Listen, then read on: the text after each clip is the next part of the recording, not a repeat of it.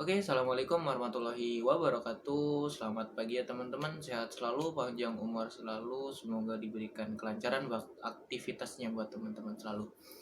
Oke, jadi video kali ini aku akan memberikan informasi ataupun penjelasan tentang penyebab pertumbuhan jerawat itu apa aja sih gitu.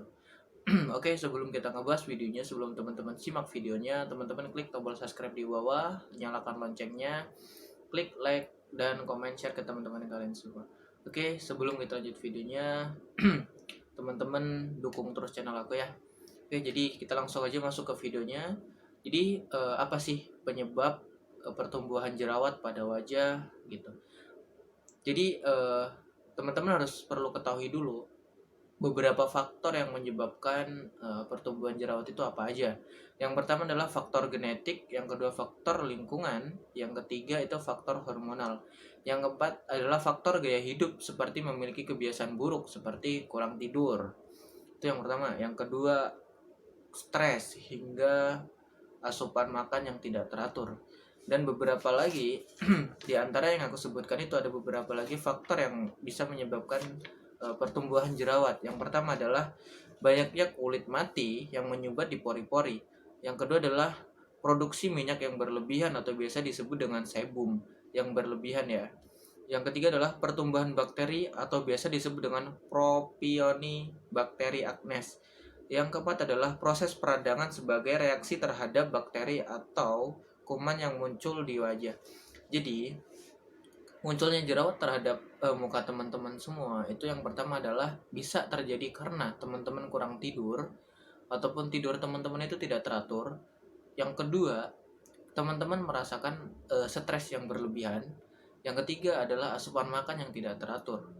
Nah, jadi teman-teman kalau ingin mencegah timbulnya sebuah jerawat, teman-teman harus memperhatikan beberapa faktor. Jadi harus dihindari faktor-faktor tersebut gitu.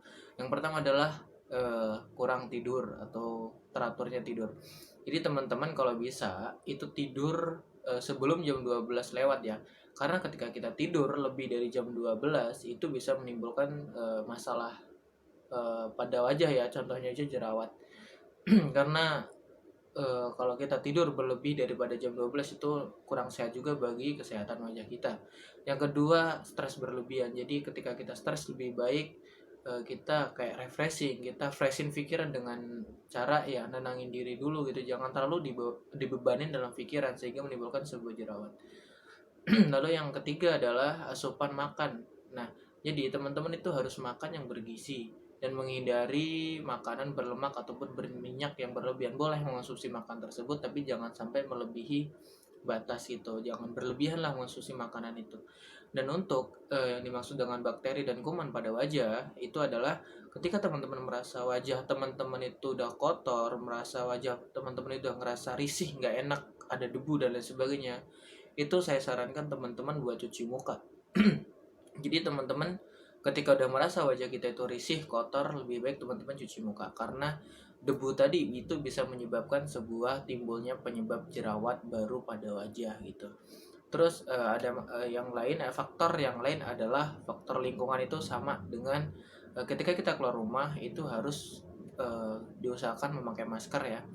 Jadi biar bisa melindungi wajah dari debu gitu kan.